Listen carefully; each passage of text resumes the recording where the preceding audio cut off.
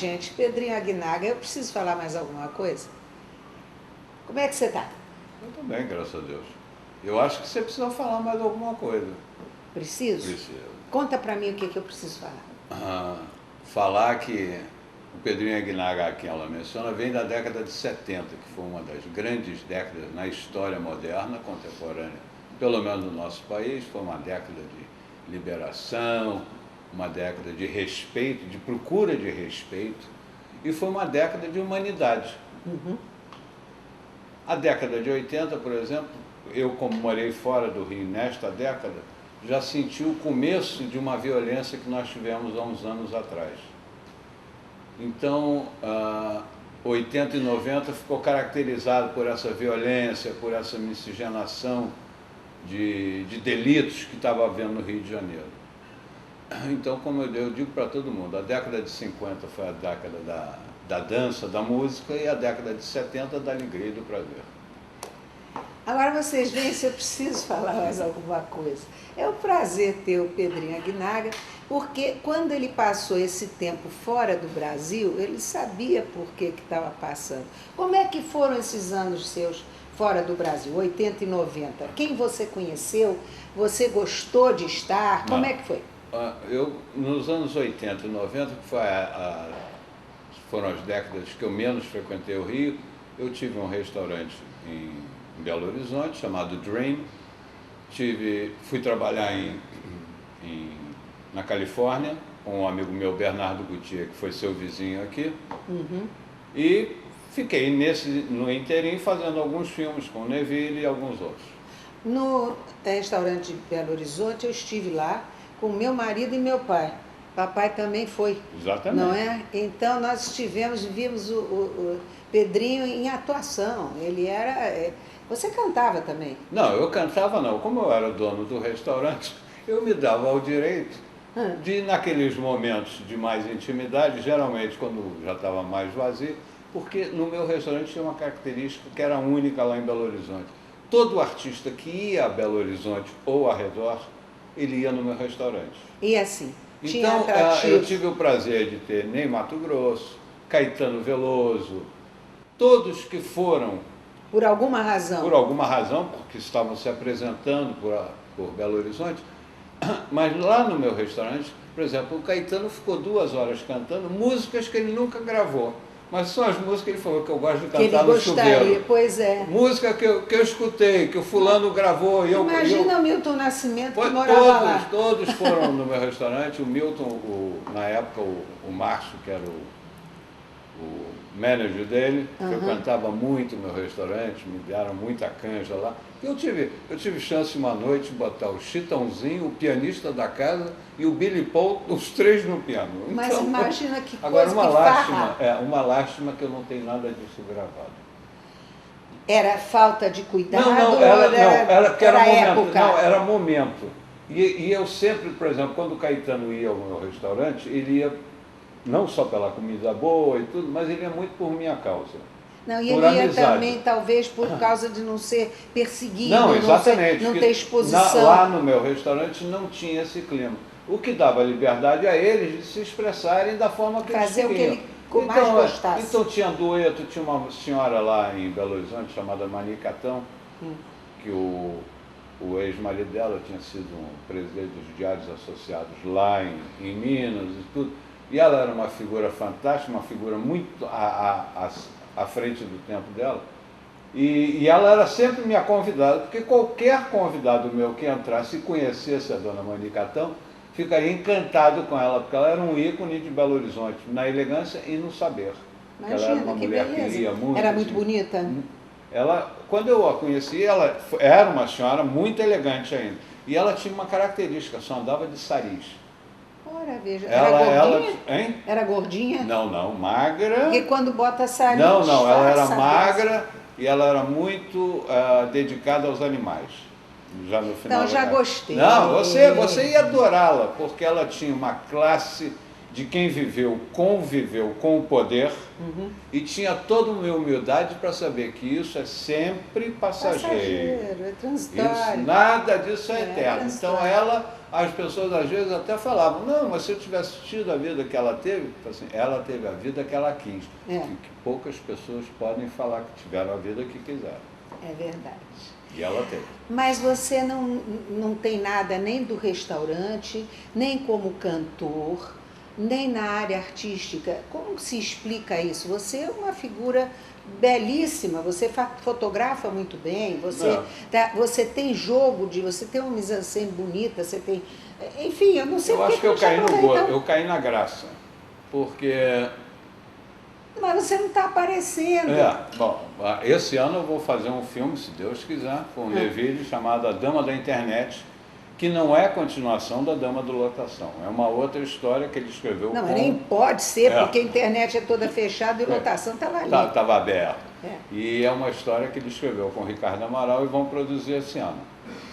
E essa é a minha meta artística. E a minha meta de vida é me tornar uma pessoa melhor, porque eu tenho uma neta para gerenciar agora. Como é o nome dela? Valentina. E gerenciar, que eu digo, é dar bons conselhos, é procurar um equilíbrio de vida para poder mostrar uma nova flor que está surgindo.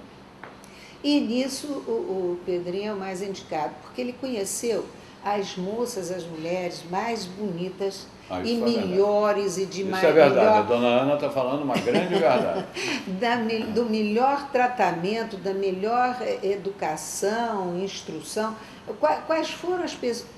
Hoje, se eu falei isso, qual a mulher que você visualizou para essa descrição que eu dei? Mais instruída, mais educada, com melhor savoir-faire? Qual que apareceu imediatamente para você? Na minha cabeça, a mulher mais impactante que eu conheci e tive o prazer de conviver sem ter nenhuma conotação amorosa nem nada. Isso você não conta, né? Não, isso jamais. Mas não é isso. É que essa mulher, quando eu a conheci aqui no Brasil, ela era o centro de uma disputa mundial. Imagina. E ela estava cercada, nada mais, nada menos que Pier Paolo Pasolini, Franco Rossellini, e essa mulher chamava-se Maria Callas. Ela, quando entrava em qualquer ambiente, o ambiente... Ela chegava. Ela flutuava dentro do ambiente.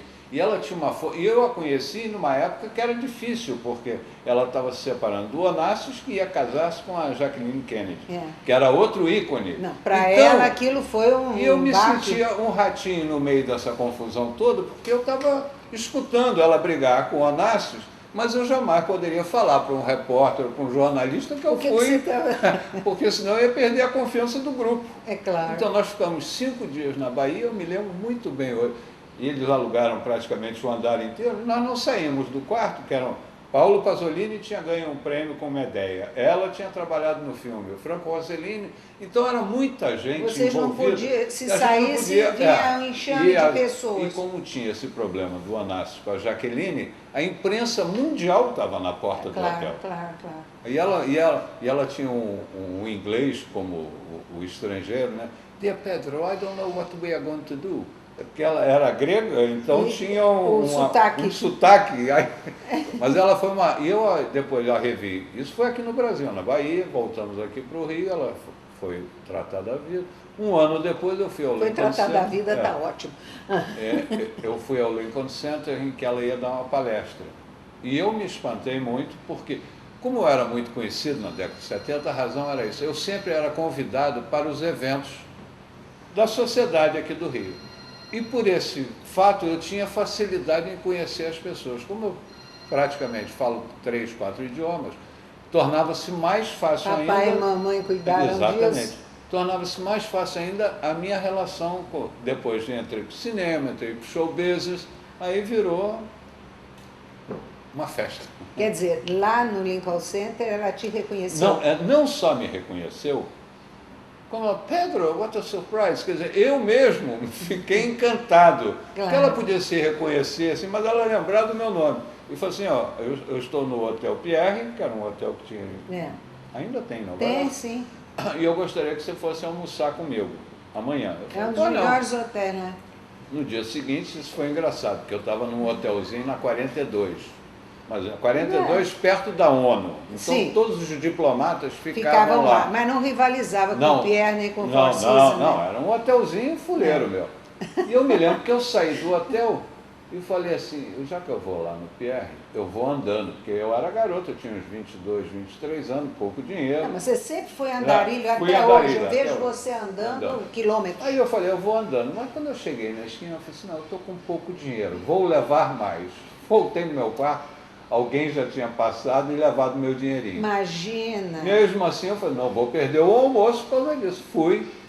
Mais razão ainda, Mais sem razão dinheiro ainda. não perde o Aí almoço. quando eu cheguei lá nesse hotel, Pierre, tinha umas 20 pessoas na suíte. Aí quando ela me viu, Pedro, thank you for coming, aquele inglês Jeitinho, macarrônico, aquela... E ela era muito amiga do Franco Rossellini, que era o meu amigo na realidade, que O foi Franco o Rossellini vem a ser o quê? sobrinho do Roberto Do Rossellini. Roberto. É. E o Franco foi quem produziu todos os grandes filmes do Django, e depois ele fez um muito famoso que passou, foi quando eu conheci aqui no Rio, um filme com aquele Terence Stamp, que era sobre uma família, que o rapaz chega na família e causa uma desagregação na família toda. Você se lembra disso, Charles? Agora eu estou me esquecendo, não. Django, Pois é. sim. Aí foi um sucesso e tal. Bom, aí a Maria Callas, quando chegamos lá, então nós vamos almoçar, Pedro. Aí ela mandou todo mundo embora. E foi almoçar só com E fomos você? almoçar os dois. Porque o grupo todo lá pediu licença e tal. E aí chegou no final, ela falou assim, olha, amanhã nós estamos indo para uma estação de esqui que tem aqui perto de Nova York, você quer vir com a gente? Eu falei assim, olha, Maria, não vai dar, porque eu fui roubado no hotel. Não, não se preocupe Não com é isso. isso? Eu falei assim, não é isso por um lado, mas por um outro lado é tudo isso. Então eu tenho que me desculpar, era Vermont, era uma cidade, Vermont. uma Lugar cidadezinha assim que perto tem. de Nova York. Aham.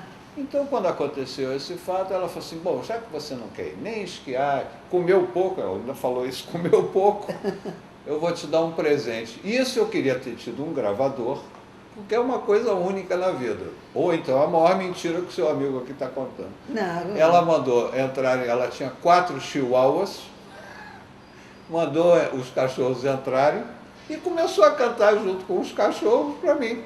Oh, mas que Eu coisinha e ela linda. dava um agudo, os cachorrinhos. E ela se divertia com isso. Eu falei assim, se eu gravasse, eu ficava milionário. Não tenha Hein? dúvida. Maria Tava Callas até e seus hoje, cachorrinhos. mas estava até hoje rolando na Estaria, internet. se tivesse a internet na época, eu estava rolando. Não, mas você botava hoje, Pipoca? É, pois Não é. é? Mas eu não tenho nada disso gravado. Inclusive, eu acho que a confiança que essas pessoas todas tinham Era comigo, porque você não é porque invadia a eu privacidade. nunca invadi. Stevie Wonder, todo mundo que via ao Rio, eu namorei todo. Eu Mas não o Steve tenho foto Wonder com ninguém. você ainda tem comunicação com ele. É, mas não é diferente, porque o mundo passou, aí uma vez que ele veio a primeira vez aí, eu fui tentar falar, mas puseram, porque a primeira vez que ele veio para fazer o programa do Flávio Cavalcante, mais nada. Me lembro disso. E ele ficou aqui um mês, eu levei ele 3 vezes Mas ao ele era aeroporto. muito cru Ele ainda. era muito garoto, eu tinha 21 anos e ele estava fazendo 20 na época, ele é mais novo que eu. Mas eu levei ele 3 vezes ao aeroporto, 2 ele voltou comigo. Não tinha nada para fazer, então vamos fazer Esse nada. rapaz, ele tem histórias. Tem muita história mesmo. Teve umas que ele sumiu do mapa porque estava com uma garota, né? Uma atriz italiana. Uma atriz italiana, exatamente. Conta pra gente. Ela não era italiana, ela era francesa. E na época ela fez muito sucesso com um filme chamado Cabaré, porque eu namorei as duas do Cabaré. Namorei a Liza, mas antes eu tinha namorado a Marisa Berenson. Marisa Berenson casou com Anton Burks. Não, essa foi a irmã dela, a Barry Berenson, que sim. casou-se com Anthony Perkins. Que era o sonho da vida dela. E que depois, infelizmente, a Barry, eu fiz uma matéria para o interview do Andy Warhol, quem fotografou foi a Barry. E essa moça faleceu naquele World Trade Center, naquele acidente. Aquele. A barbaridade. Mas a Marisa, que foi a mulher talvez mais bonita que eu tenha conhecido. Ela é a sobrinha da Schiaparelli. Da Schiaparelli. Uma grande estilista.